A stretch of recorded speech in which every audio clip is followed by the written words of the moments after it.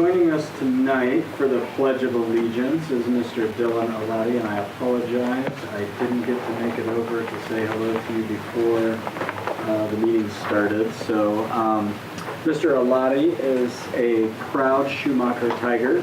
He is currently in 6th grade and came to Schumacher CLC at the beginning of last school year. His favorite subject is, wait for it, math. A few of his accomplishments are being Student of the Month last school year, having perfect attendance for all of 5th grade, and being a PA announcer in the morning. He is hoping to be a part of Student Council once again this year, along with being on the merit roll.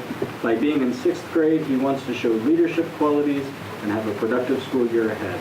Some of his hobbies include playing basketball, baseball, and lacrosse. So Dylan, why don't you come up and help us with the Pledge of Allegiance.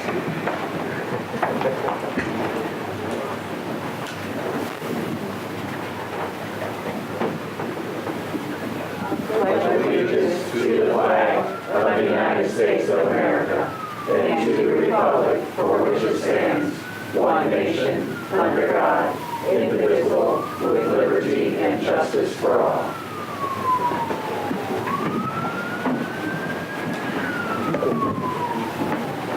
Is there anybody that you brought with you? Everybody else.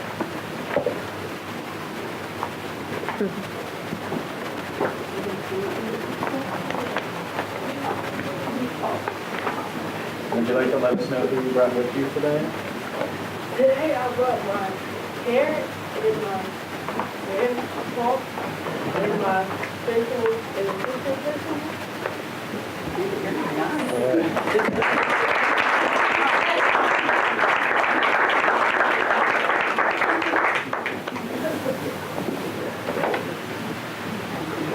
And make sure Grandpa get that. Yeah, we got to get that Grandpa.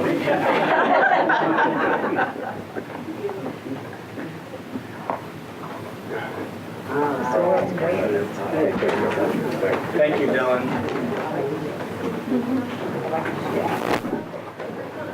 All right.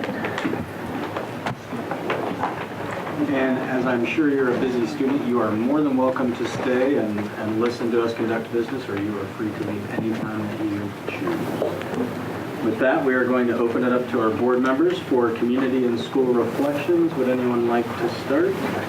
Do I need to present? We all sit over here. All right. Well, we'll start then. Actually, I went to the Christ Child Society fundraiser, and as we talked about last week, they do so many great things for our community. But one of the nice things is they passed around and talked about all the things they did, but they had thank yous from the students. Thank you for the uniforms. It really helped me when I don't have nothing to wear, so thank you. Thank you, everyone. Thank you for your clothes that you gave us. We are all thankful for all those clothes that you gave us. Thank you very much. Just lovely little from the kids that actually received the benefit of it. So it really was a great event and very well attended. So I feel like hopefully that helped. And then I went on Friday. I went to the Firestone Park Elementary 100-year centennial celebration. That was a good time was had by all. That was it was a very nice event. I unfortunately got there late because I had to work part of the day. So, but they had a good attendance and everything went swimmingly over there. It was great to see all the buildings. Then on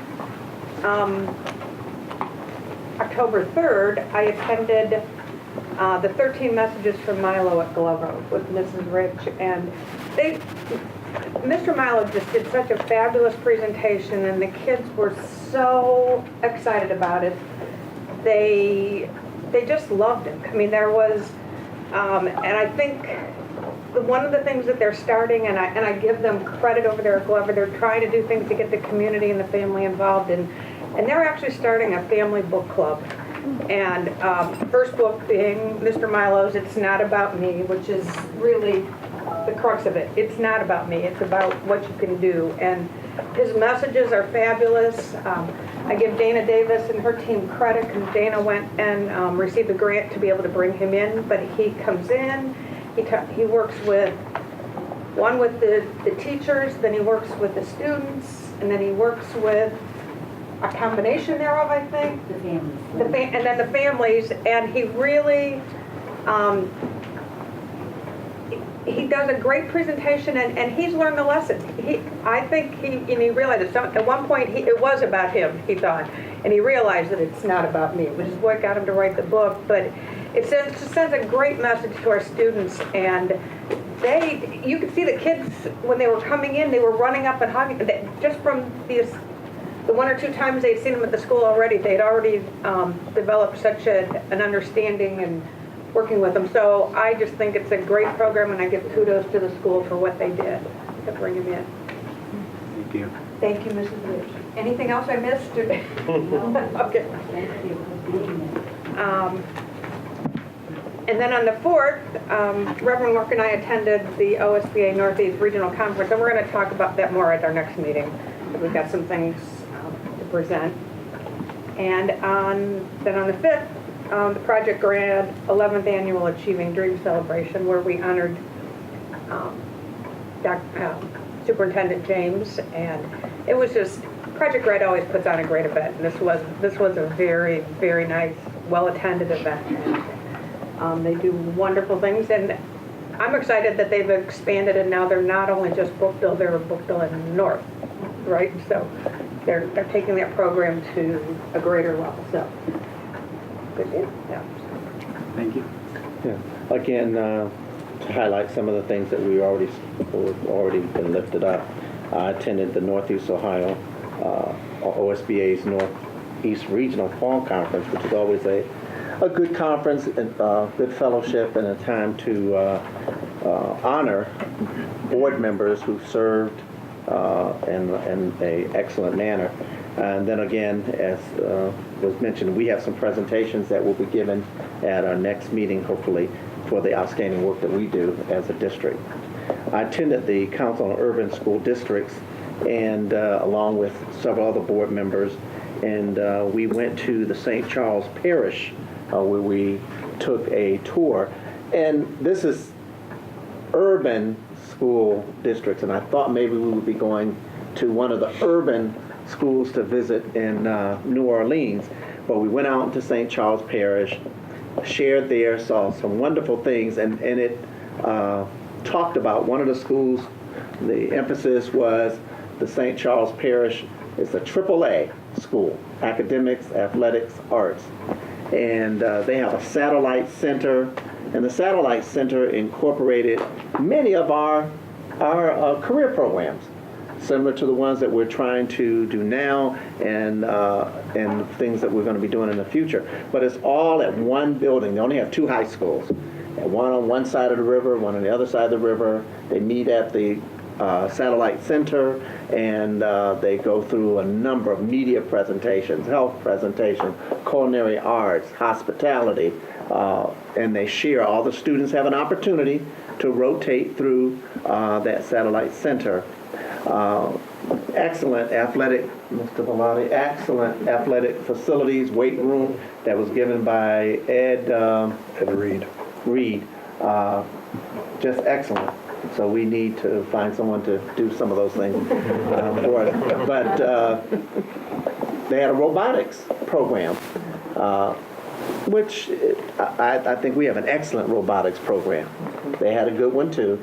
But again, a lot of things that we do here on our district, they're doing there in that area.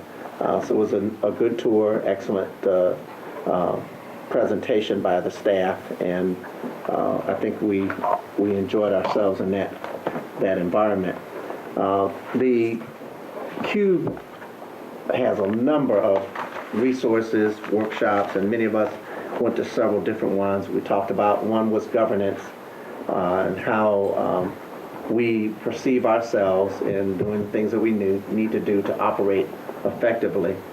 And one of the other areas that I wanted it to, some of us board members have already talked about, I mentioned to the president, that many of our CUBE districts have a representative from the high school to be either a non-voting board member. And hopefully the president, along with some of the other board members, I know Sister Mansfield and Bruce Alexander has mentioned that in the past. We can sit down with the superintendent and figure out a way to, if possible, to bring that to our district so we can be, again, the highlight of CUBE is to be inclusive and to broaden our view. And one way to do that, of course, is to include our most valuable asset, which is our children, and get their input, which you already have in the superintendent's high school group, but to expand more on that. And then, of course, I went to Project Grad and shared in that activity and the honoring of our superintendent and others who do an excellent job in our community. And then I also had the opportunity to share with a group that gave information on Planned Parenting, and the speaker there who shared with us, again, infant mortality, again, is extremely high in the state of Ohio. And we need to be concerned about that because that affects our parents, it affects our students, affects those students that we have in our school when they have death or problems in their family because of infant mortality, and the services that Planned Parenthood provides for health and well-being for all of our students and parents and others to help to make sure we have healthy students and healthy adults.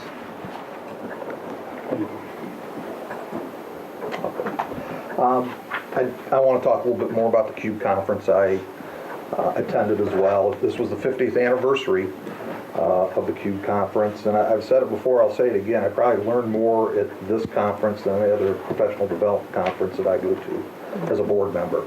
I get to speak with board members across the U.S., superintendents as well. I don't think I've ever had a conversation with a superintendent in the state of Ohio other than David. But I had a nice conversation with superintendent from Reno, Nevada, and from Phoenix, Arizona while I was out there. Got to pick their brain, and they got to pick my brain. You know, while we're on bus rides to different breakout sessions and visits and things of that nature. A couple of the breakout sessions that I went to, I'm not going to go into a lot of detail, but a couple highlights from each of them that made me think anyways. The one that I went to was about professional development.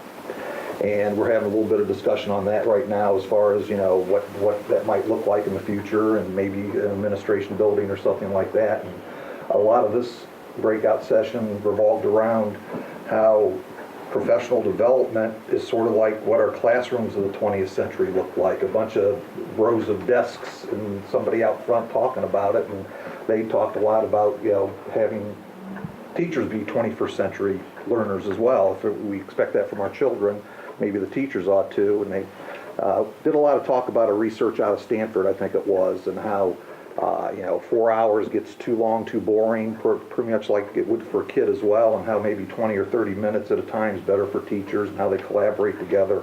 I thought that was very interesting as we, you know, continue to have that discussion currently.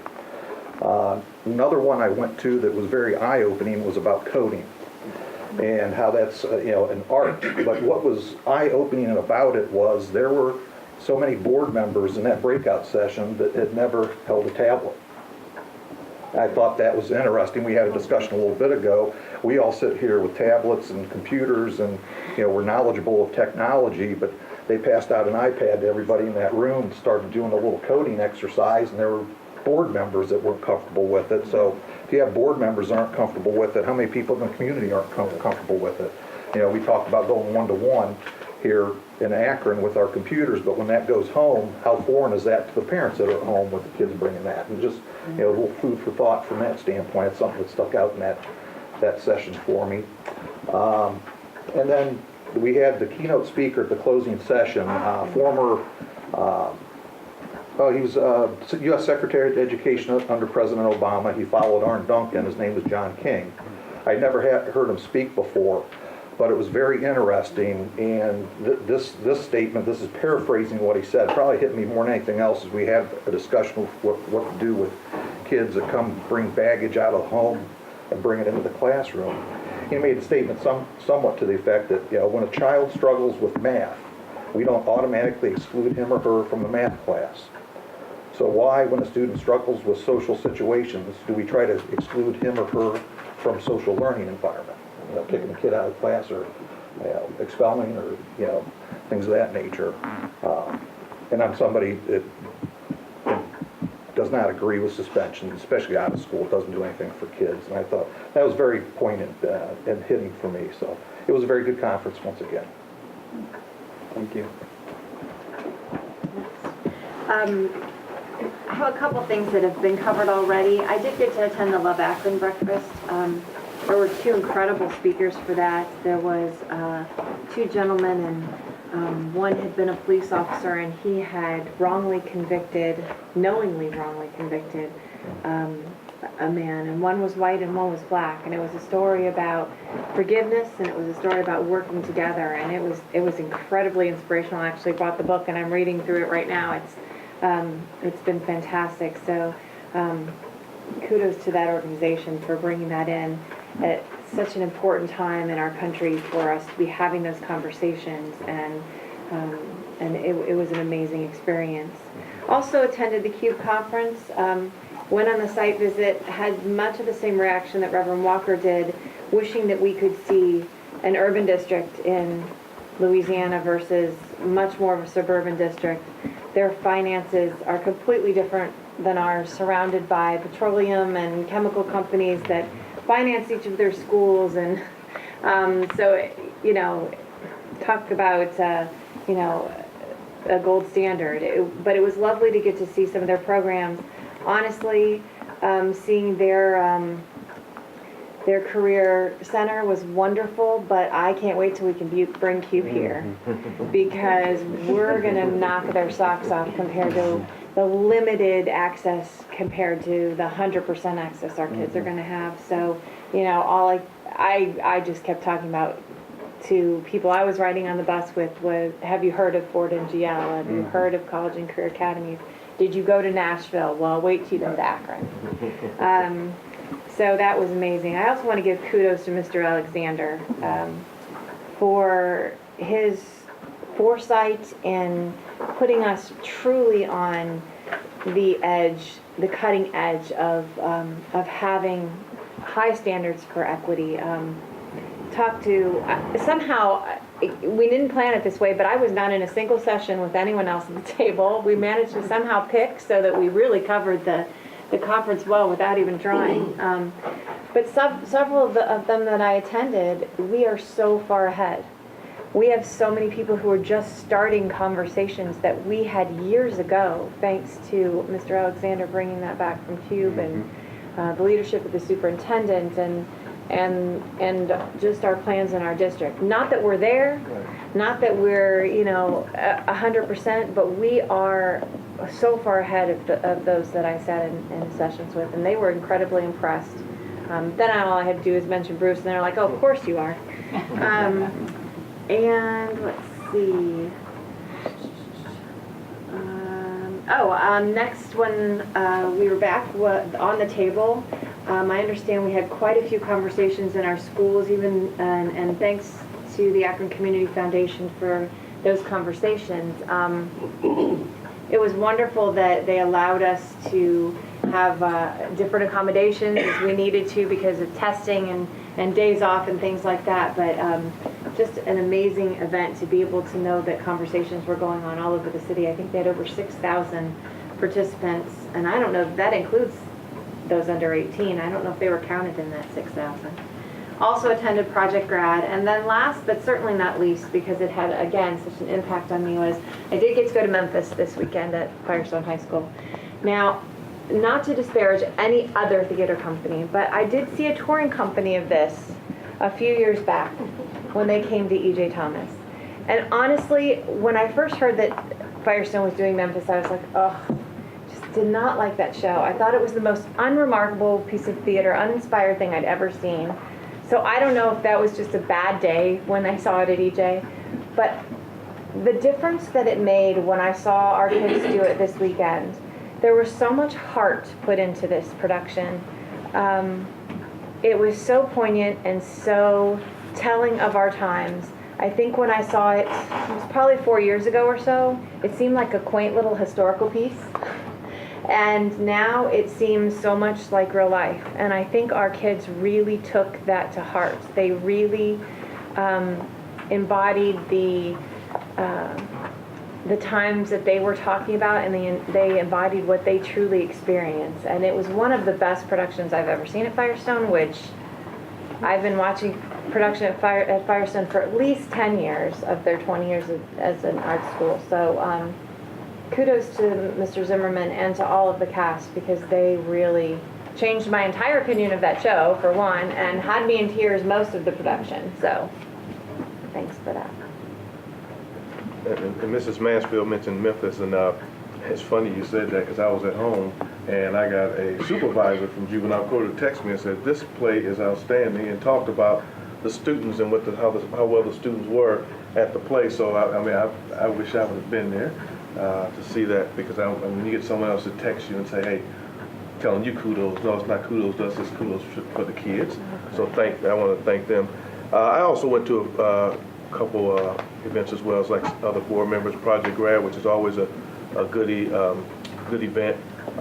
Again, Superintendent James was recognized and received an award, and of course we were all proud of that. And the other part is that I like this Project Grad is getting involved with North High School, and they're expanding, which is good. So I thought that was very good to know, and needed to be brought to the attention of everyone that this is something that they're doing as far as expanding. Also, I had the opportunity to go to 2 football games, and one wasn't this crowded, another one was. One was Firestone and Kenmore Garfield at Infocision Stadium. A little wet, but I'm sure that's why maybe it wasn't as many people. I hope that's why it wasn't as many people. I would love to see people there supporting the teams, whether they're winning or losing, or doing good or bad. And the other was, which was pretty well attended, was on Saturday East in Elliott, and that was pretty well attended. Game wasn't the best because it was kind of a tough game, but it was good to see that. And then also just to say a couple things about CUBE. Of course, that's where I got a lot, and that's why I'm glad that a number of our board members were able to attend CUBE. And I wanted to talk about just 3 different places or people that I got a chance to hear. One was Clint Smith, and he's a poet and author, and one of the things I liked about him, he talked about bullying, and that is something that I want to make sure that we here in Akron Public Schools watch, because bullying is starting to become more prevalent again. Maybe it was hidden for a little while, but we need to watch so that our kids don't get bullied, make sure that all kids have a safe environment for them to learn and get an education, because that also affects their family as well. And there are times that we don't know that there are families that are getting bullied, and maybe somehow we could help a kid who prevent some bullying and hopefully prevent the family from getting bullied. But he talked about bullying, he talked about the opportunity for students to be able to learn and feel safe and have a good, safe environment, as well as for teachers as well. And then the other breakout session, which I really enjoyed going to, was there were a couple of them. One that, let me get here. One was where Reverend Walker talked about coding. I didn't go that one, but that was good. But what I went to was really good. There was a young lady from Arizona, and she was very, very high energy. I think I was tired after listening to her, but she was really good. And she talked about making equity a movement. Making equity a movement, not a moment. Okay, so it's a movement and not a moment. So, and of course, I'm big in this equity piece, because I think that is very important for any school district across the country if we're really serious about closing the achievement gap and opportunity gap for kids. So she was really good. I'm going to get her information. I have her information. I just have to get her PowerPoint, because I want to gain more about that. And there was another one that I can't find it.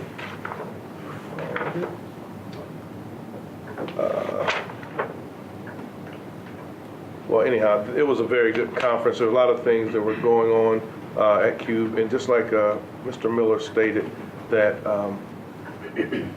it's worth just being able to sit and talk to some board members for a couple reasons. One, you have an opportunity to know how well we're doing. Two, you get the opportunity to appreciate where we're at.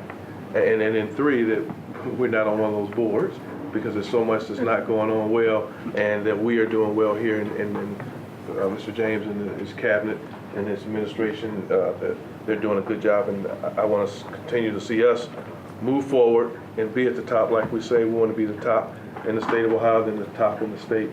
And I mean, this is just my little athletic piece coming out of me that I don't like losing. So we want to make sure we're at the top, and our kids are winners, so they'll be winners throughout the rest of their lives. So thank you. Well said, thank you. Anything else?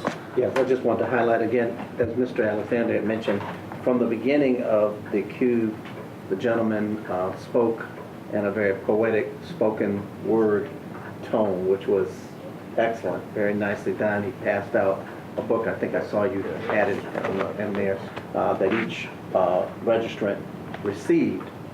At the 50th Gala, which was held on the Saints football field, that evening there was a spoken group of young people, and they wrote their own poems, literature. In fact, the young man was almost in tears. He said the reason why he was there that night is because poetry saved his life.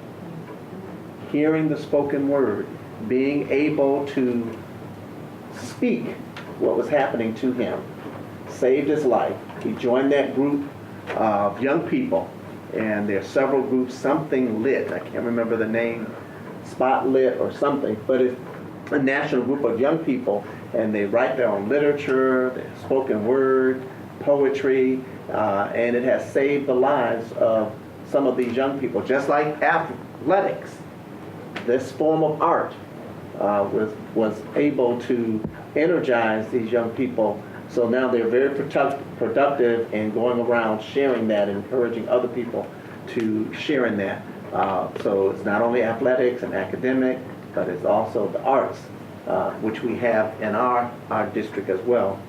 And then in the governance piece there, I found the little paper I had written down, 4 profiles of governance.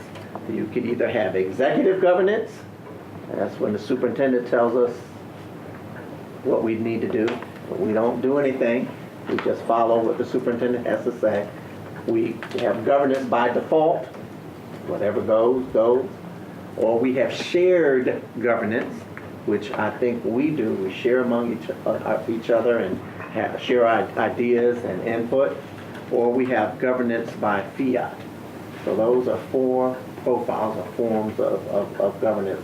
But the one I think that we fall into most is shared governance, where we are able to listen to each other and communicate on all 3 levels, from the treasurer, superintendent, and board level, and administrative level around the table. Thank you.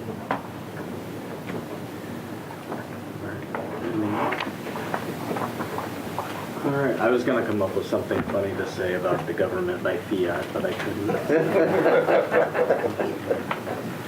Well, it's hard to believe that we are more than halfway through a grading period, but judging by my son's interims, we are. And so we still have a few weeks to go if you're as behind as we are at home. So lots of exciting things happen around the district, and we talk a lot about where sometimes, because so much of what we do happens behind the scenes, so much of what we do happens at the committee level, and we had this conversation earlier as we were doing evaluations, that a lot of what we do and how we interact and our communication, a lot of that takes place in various other ways. And you can see that, I think, when our board reports out here, and it's only twice a month, and I, sorry to our staff who hear some of the same things in different ways every time, but it's important, I think, for people to hear what you're doing and what we're doing, how we're out there and how we're participating, not just in APS-related events, but in events that impact our schools and our kids in very meaningful ways outside of APS. So I just want to say thanks for all you do. Just a reminder that we have a joint City Council Akron School Board meeting on Wednesday. That is in the auditorium at the main library at 4 p.m. Right now, the tentative agenda, which I sent out to you just as a reminder, is a little bit of the master facilities planning update, some continuation of our CLC usage discussion, which we have had with Akron City Council in the past, which we have also had as a board, which Tim and I were on the radio about. He was even gracious enough to call in while he was on vacation.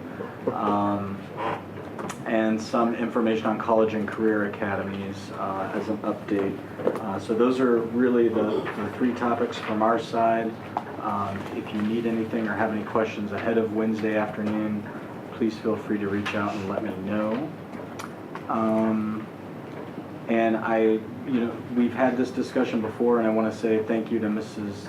Mansfield and Reverend Walker for reaching out independently, and Mr. Miller too, even tonight, about involving youth in a more meaningful way in our board process. We know that the superintendent has a fantastic program with the student seminar for the seniors, right? The senior students. But how we can involve them in a more meaningful way in the board process. And so we are going to look at that going forward. We have several models to choose from, some that some of our members saw and brought back. Mrs. Mansfield mentioned one that she brought back from the CUBE conference. And we know that folks like University of Akron and others do very similar things. So we're going to have those discussions and see what we can come up with for something interesting for our kids. Surprisingly, I think last time I said I was at like 1, 2, 5, 8, and 10, speaking at wards 1, 2, 5, 8, and 10 last time. This last 2 weeks, I only spoke at Ward 7. Got to talk a little bit about how the school year started, how the Kenmore-Garfield merger is going, and so some very receptive folks out there. Lots of good questions. I also saw Memphis. I think I Facebooked out, because I'm a big crybaby anyway. So the last song of the first act, Brandon Bell. when he finally spoke, for those of you that don't know, I mean, it's a love story, but it kind of centers around a young white man who decides to play African American music on the radio. Sort of gets the job by accident, only because he kind of breaks in and plays a record, and things go crazy and everybody loves it. And but it's sort of centered around a love story, and there's a mute kid in there who doesn't talk or sing or do anything until the end of the first act, and then he belts out a song, and I was doing this the whole time because they were going to turn up the lights, and it was very touching. So kudos to the kids. I did not see the one at EJ, so I'm glad I didn't. I might not have gone otherwise, but I also went to the Firestone Park 100th anniversary celebration, the Akron Council of PTAs meeting last Monday, the Project Grad Achieving Dreams celebration, where we did honor, of course, Mr. James for his community service, and also was invited and went to the LeBron James Family Foundation homecoming event at the Zips game, and got to spend a little time there. So that's it. In case you missed it, I just threw the president's report in with community and school reflections, because we've got a lot on the agenda, so I want to keep us moving. Anything else? With that, approval of the meeting minutes for September 25th, 2017. Do I have a motion? So moved. Second. We have a motion and a second. Any comments or questions on the meeting minutes? Hearing none, roll call, please. Mr. Bravo? Yes. Mrs. Mansfield? Yes. Mr. Miller? Yes. Reverend Walker? Yes. Ms. Walsh? Yes. Mr. Alexander? Yes. Superintendent's recommendations. Mr. President, I have before me for your consideration 46 personnel recommendations. These recommendations are in proper form, and I move their approval. So moved. Second. We have a motion and a second. Any questions or comments on the personnel recommendations? Yes, items 15 and 16. Just want to say a word of encouragement and encourage those persons who are being recommended as related to Project Rise. And they're sitting in the back. I spoke with them a few moments early. We know the work that the former manager of that area has done, and they have grabbed it by the horns and are moving along in an excellent way, and are going to add additional work to this very vital area of not only homeless students but others that they're working with. And so I want to encourage them to continue the good work that they're doing, and to let them know that it is not gone unnoticed, that we notice what you're doing and we appreciate it, and we thank you for your stewardship. I'll echo that. And I just, and I've noticed it all along, but I'm somehow, this afternoon when I was reading it, I'm looking, so this is kind of a kudos to the finance who keeps track of all these things, because I'm reading this report and there are mountains and mountains of people and names and different, and so one to the finance and one to our teachers, this incredible list of people that, professional development who have developed themselves and as a result of changes in their salary rates, and that's a phenomenal list. And then 3 pages of supplemental contracts. So these are our teachers who are out there helping and volunteering to do something else to help the students and the thing.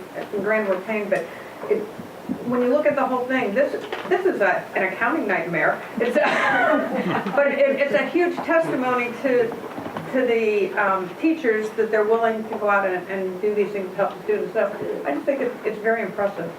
And special thanks to Human Resources for they're the ones that Sorry, work. I didn't mean to leave them out. They're the ones that work through all the contracts with the staff. Okay. Yep.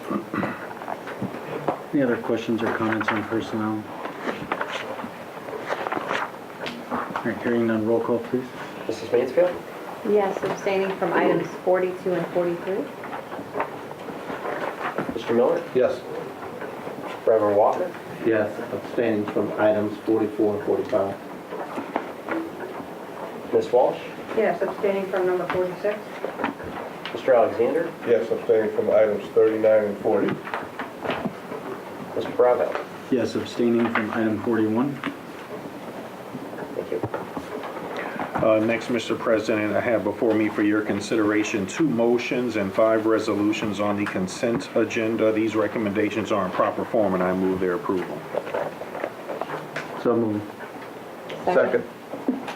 We have a motion and a second. Any questions or comments on the consent agenda? I just wanted to point out in item 5 our work with the LeBron James Family Foundation and their Hard Work Club, and thank them for that and all that they do, but for that in particular tonight. Any other questions or comments?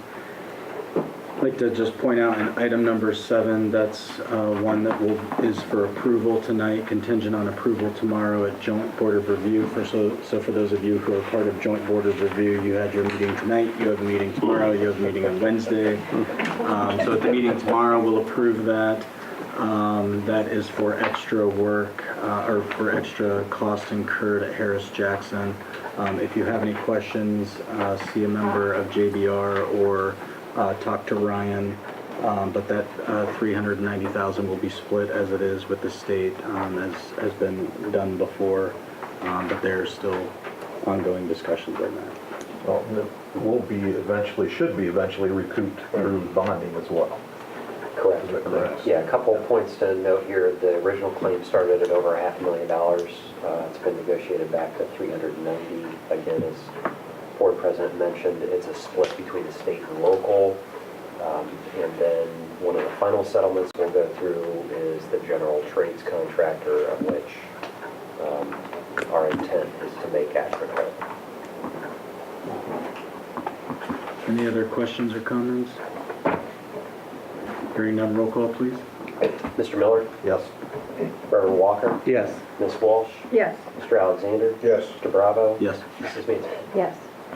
And finally, Mr. President, I have before me for your consideration 12 business affairs recommendations. These recommendations are in proper form, and I move their approval. So moved. Second. We have a motion and a second on the business affairs agenda, or business affairs items. Any comments or questions on business affairs?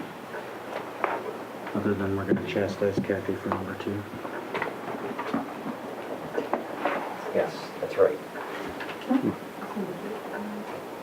You have to tell her. All right, hearing none, roll call, please. Reverend Walker. Yes. Ms. Walsh. Yes. Mr. Alexander. Yes. Mr. Bravo. Yes. Mrs. Mansfield. Yes. Mr. Miller. Yes. Superintendent's report? Yes, I'll have You need to go. presentation.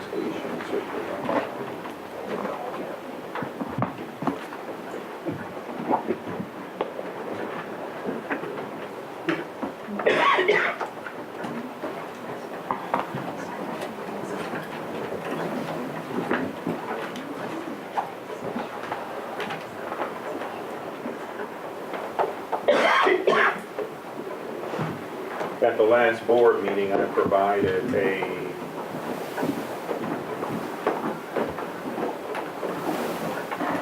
presentation which gave you an update on our facilities program. And part of that presentation, I talked about administrative consolidation and gave a short presentation on that. And today I just wanted to go a little bit deeper to provide some additional information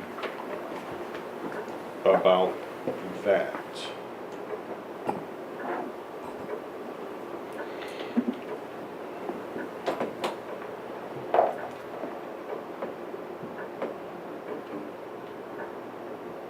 If we can get this contraption to work.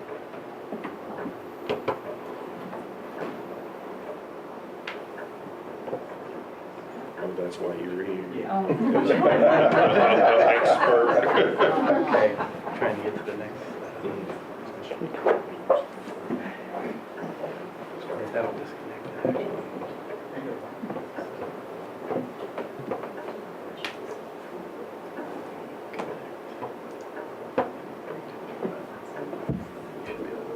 Perfect. There we go. Thank you. Yep. I think you deserve a raise.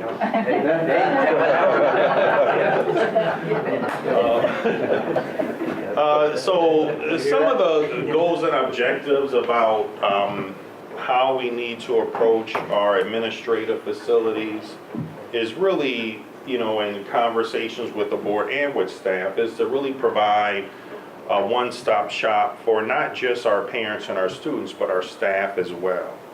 Improving our workplace collaboration, even though, with our district focus on the wall there, we do at times operate in silos, and we need to fix that, particularly as we look at the big push to really get our college and career academies in place. Also optimizing our staff professional development. Some of that has to be done in different places, and it's very difficult. If you have ever been into the yacht building, there's usually multiple professional development things going on at the same time, and we just don't have room to do some of the larger trainings that are required. Also, looking at operating our facilities in a more efficient manner. We talk about kids having 21st century skills. I was at a conference last week, and we're 17 years into the 21st century, and we still have some of our, non-school staff who maybe aren't completely up to 21st century skills, as you just saw that with me trying to make a presentation move forward. And then, getting a centrally located central office, again, that's accessible to our parents and residents, and ensuring that the building is safe and secure, and I'll talk a little bit about that later. So today's situation is that our administrative buildings, both here at 70 North Broadway and 65 Steiner Avenue, are both over 100 years old. And so I went back into that publication, What's in a Name with Akron Public Schools, and then the copy that I have of Length and Shadows, which hasn't been updated since 1955. But again, our central office, is split in 2 locations, and that causes some problems. And again, I mentioned the issue of professional development. Both of the buildings require some extensive renovations. Anyone who's been in this building, the elevator's broken, like maybe twice a month or 3 times. The last time it was down for months or weeks because they had to rewire a motor because they don't make parts for the thing anymore.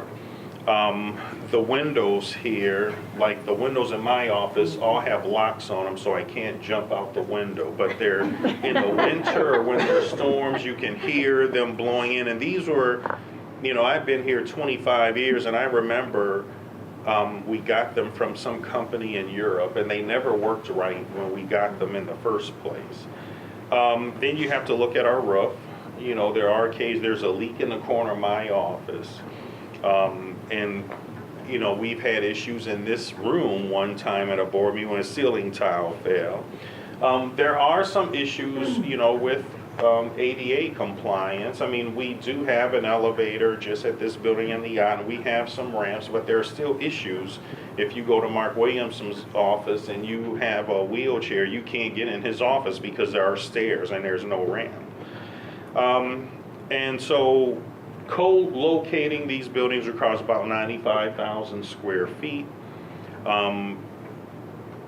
We would need ample parking for about 300 people plus visitors when we have professional development that involves our teachers or principals, and a building that can be easily modified.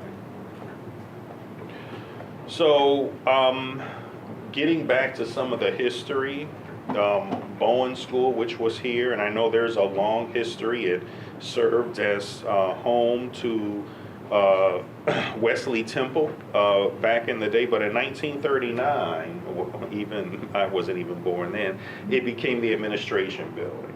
And then in 1973, Miller School, which is currently the Yacht Staff Development Center, it became the Staff Development Center, and both Sylvester Small's name and the Conrad Ott's name were added to those 2 buildings much later. And in the past, much of the work that's been done on all of our buildings was performed with funds from our Permanent Improvement Fund, which was a building fund levy, which is still on the books. But today, most of that levy is used to supply funding that's part of our CLC project and our maintenance plan set aside that we have to do as part of the State Facilities Project, which helps fund renovations and updates to our new buildings, which much of that has already started to become in play. And so our CLC funds, however, cannot be used for administrative facilities, and that was part of this program from day one. So the reason for talking about administration now is that we're entering the final phase of our facility project with the construction of the combined Kenmore-Garfield. We put all of our resources into the classroom supporting instruction over that 15 years in terms of providing 32 new community learning centers. And we've really consolidated buildings, and we're getting to the end of what we actually can consolidate. There may be a few more that we might want to look at, but it's going to be really difficult because it's putting a lot more pressure on our kids, and I think we've reached that point of diminishing marginal returns on what we can get out in terms of savings of trying to consolidate some additional buildings without risking death. I mean, there were some proposals I put out there last year that had like Bucktown and Firestone combined. Well, that just, and it was just, a very short presentation here. And I think by the time we left the board meeting, people were already calling and making comments on Facebook. So we really consolidated, I think, schools. There might be a little bit more, but it isn't going to garner a lot of savings. And I think it's time we should look at our administration facilities. And it's not just this building and Deborah Folk and I have been talking about, the looking at how can we even consolidate some of our support facilities, like our distribution center, transportation, and maintenance. You know, at one point, we were talking with the city and Metro about, you know, the former Rolling Acres Mall site. Wouldn't it be nice if we all had a combined transportation depot, fuel depot, maintenance building? But that's a real complicated process, and that even takes some additional money. So, and anyway, it looks like trying to combine 70 North Broadway, 65 Steiner Avenue, maybe the stars are lining up, maybe not, but it does look like it's the next logical step. And so having access to professional development space, having our technology updated. If any one of you have ever been in the technology room downstairs, there's no windows. We struggle to keep it cold. I mean, it's just not a great workplace. You're really building a case for a raise. And then when you look at our business functions of having, HR and the finance department working more closely together, like with payroll, and some of those other issues, I think having everyone at one location would be an optimum situation. I kind of mentioned some of the other things about this building before, but neither the yacht or admin building have a generator, so when the power goes out, we have a lot of issues here. We have our backup computer system at Innis CLC, and that's not an optimum situation either. And we've tried to solve some of that problem by offshoring our data to the cloud with Blue Bridge in Cleveland. And so the other thing is that both of our buildings, we have a district-wide building automation system that's connecting and managing the operation of the HVAC heating and cooling systems in all of our CLCs. But the building, this one and I have probably building automation systems that are 3 generations old. When I used to run energy management, when year 2000 came, we tricked the system by telling it, I think, was it 1967 or so? We gave it some other year, and it's been working that way ever since, but there are no replacement parts for it. And I know Rob Boxler keeps getting on my case about we need to update it, and that's probably $60,000 to $80,000, some buildings more, for the ones that aren't part of the CLC project. So there are some issues with this, with all of our support buildings, but the administration buildings in particular. So just looking at that, some of the options that we've explored: 400 West Market. Well, it currently houses Case Elementary School, and you'll get a report from the Instructional Policy Committee, an update on the status of the I Promise strategic plan. And I'm looking at, we'll probably have to put I Promise at 400 West Market because it is organized and built as classroom space, not office space. If we were going to use 400 West Market as office space, we'd have to go in and tear out a lot of stuff that we put in, and then I wouldn't have a place for the I Promise school until we can find a more permanent location. Kenmore High School, we have Kenmore Garfield there. They'll probably be there for the next 4 to 5 years. We need to tear down and demolish Garfield, and we're starting that process of the community planning team to start working on that design. So that Kenmore will be out of commission. And of course, 10 North Main, it came on the market. It has ample parking. It is the proper building size, and for the most part, the floor plan is completely open, and it was made as office space. So for us to look at that, and it's the right size in terms of the 95 or so thousand square feet, that's a good candidate. Other empty buildings that someone may say we have, and yes, we do. We have Old Goodyear Middle School. There is absolutely no way we could, we would have to put so much money in both of those, Goodyear and Goodrich, just to have heating systems, because even when they were open, there were problems. I know at Goodyear, the boilers are completely gone because they were just with issues with welding and stay bolts. The complete heating loop is completely gone. Both of those buildings, in terms of a building automation system, are in the same situation as this building, and they've been vacant for multiple years. I know Goodrich, I think, had major steam leaks in it over the past, causing some damage. So those are buildings that we're looking at trying to divest ourselves of by maybe some adaptive reuse, and we'll work with the city and the county to see if they're candidates for that.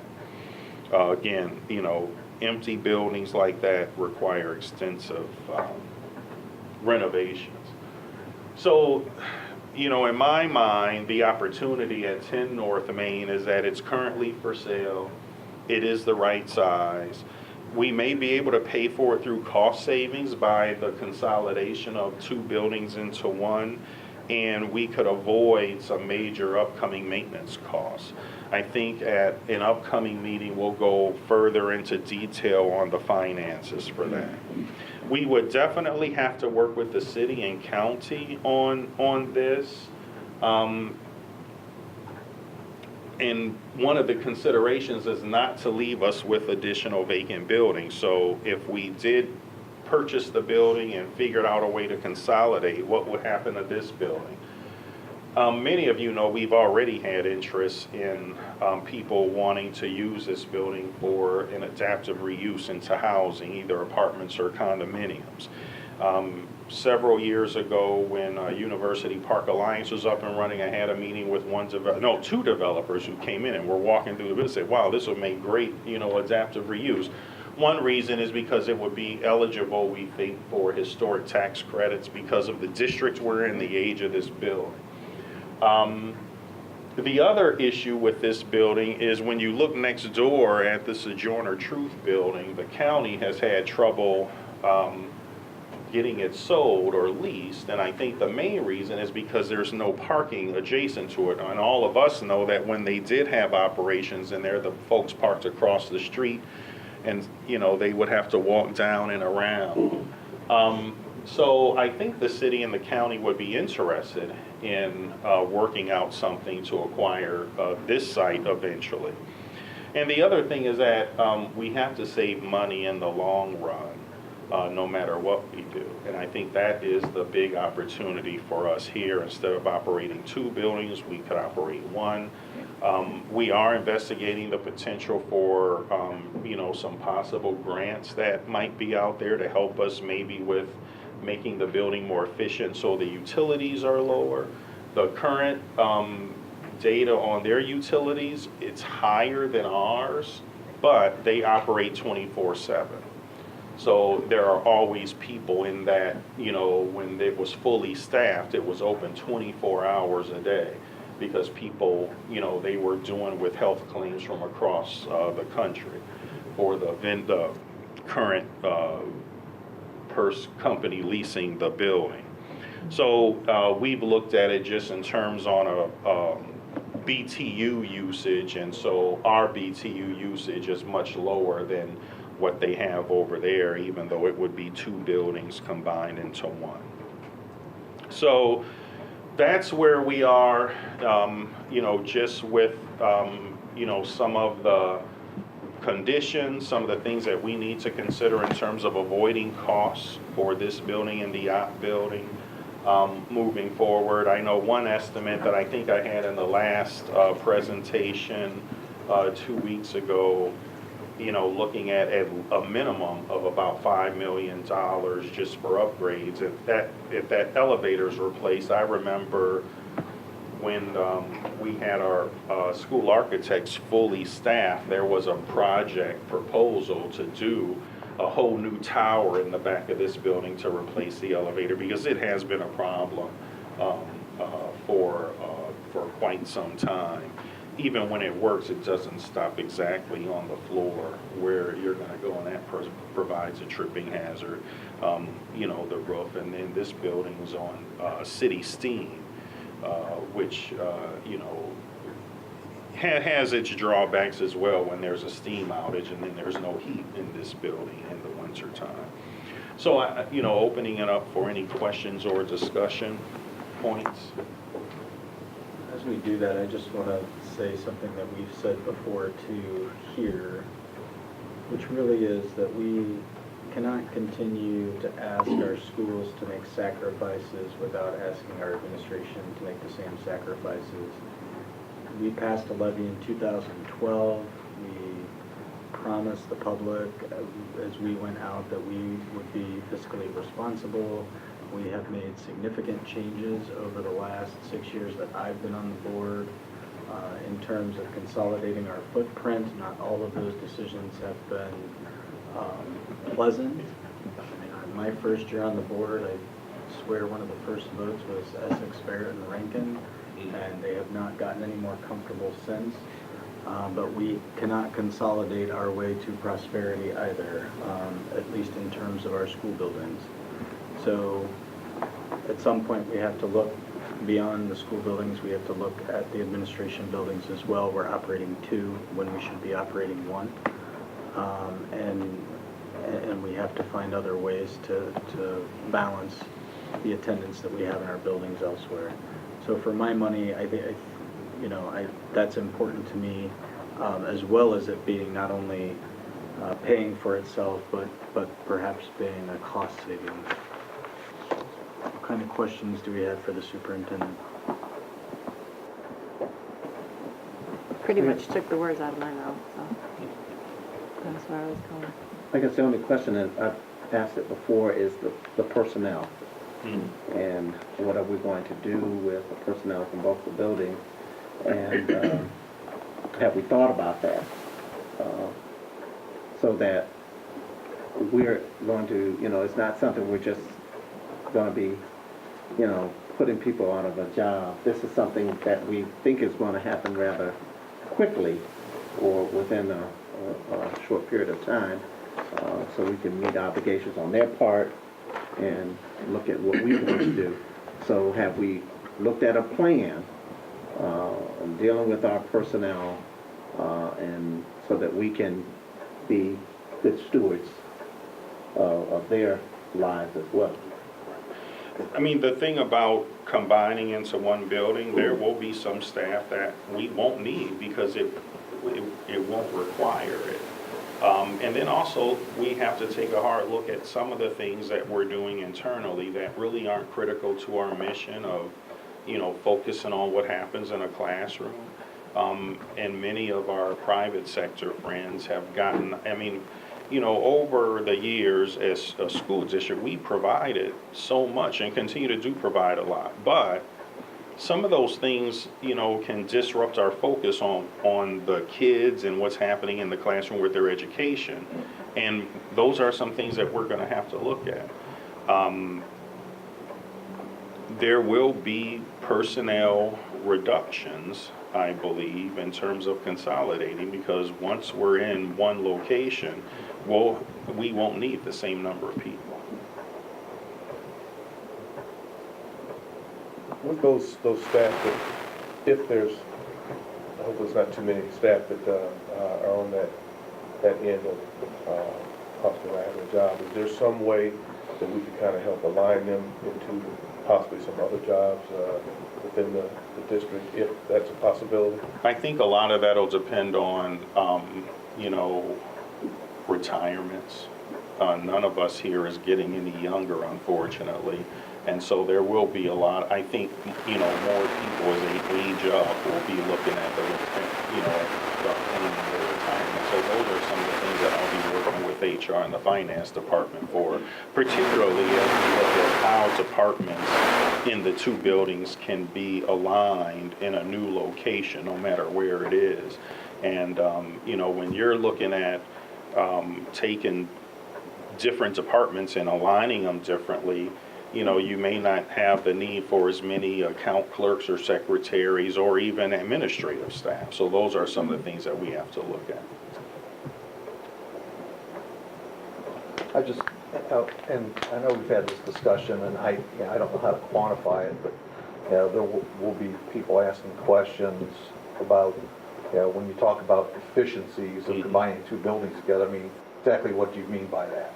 And I think that's something that I'd like, I don't know if we need talking points or something along those lines to help, community understand what it means by actually bringing everybody together under one roof and what that means for efficiency. That's not a monetary efficiency, that's an operational efficiency. And, yeah. Some of it translates into monetary. I doubt we need the same number of copy machines between these two buildings that are in one location.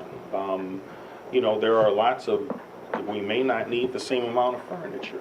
And actually, usually, as we've seen in schools, when we clean out a building because we're moving out, there's a whole lot of stuff in there that really didn't need to be there or should have been gotten rid of a long time ago. I think that also helps as well. When you just look at, you know, a more modern building with, you know, a higher level of controls, looking at more advanced lighting than what we typically operate in the older buildings, or even the circulation patterns. And also, you know, the non-monetary issue of being efficient are the number of people who show up at the yacht building and they're in the wrong location, or the people who show up here, parents with kids who are in the wrong location and having all that centralized, or the amount of money that we pay for space at a hotel or conference center for PD, professional development, that we may be able to have at one location that we own or are buying.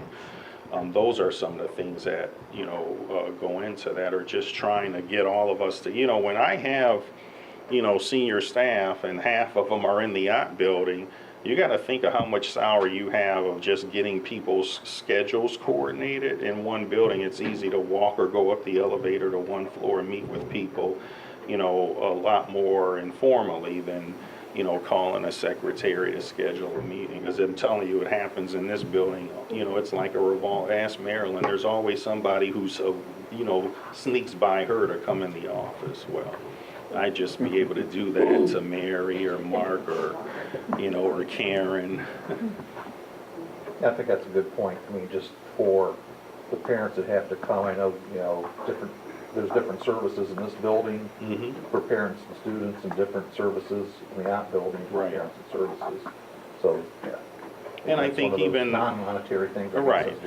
And the other thing, and you all know this, because we've had plenty of board meetings where we're recognizing students, and then we have people out in the hallway. So, you know, I think the opportunity to really improve how the audience who comes to a board meeting, particularly when we have larger groups who are being recognized, feel like they're part of the meeting and not an afterthought because they have to sit in the hallway and look at a monitor. I think if we're smart about it, we could solve a lot of, you know, we could solve a lot of issues.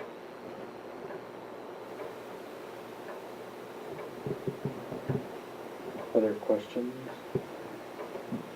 I believe, and I believe you mentioned this before, but our next meeting, we're going to dive in a little bit more on the financial end, to talk about. It could be the next meeting or even the one after that. It'll depend on, you know, what information we can start pulling and how we can, you know, maybe give some advanced thoughts of how combining some departments could, you know, impact staffing. Great, thank you.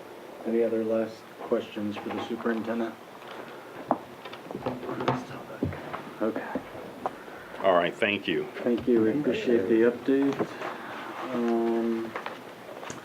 I already gave my president's report, treasurer's report. Couple reminders, Finance Committee next Monday, the 16th at 4:30. If that doesn't work, let me know, we'll reschedule, but I'd like to have a Finance Committee next week to review the 5-year forecast prior to the second reminder, and that's on the 23rd for board presentation. We'll be reviewing the 5-year forecast. Thank you. Committee reports, legal, contracts, and board policy. No legal. Finance and capital management. Instructional policy and student achievement.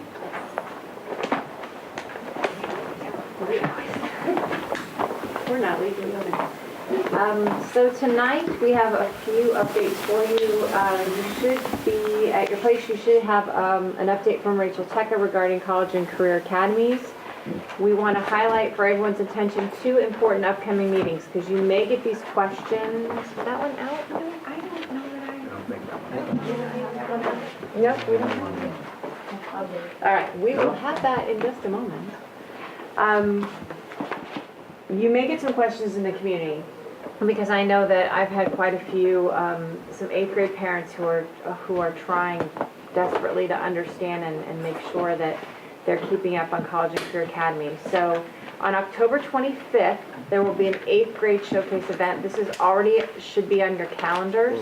That's during the day, and all 8th graders will take a field trip to Quaker Station, where they'll get to learn about the 56 plus college and career pathways they're able to choose when they enter the 10th grade 2 years from now.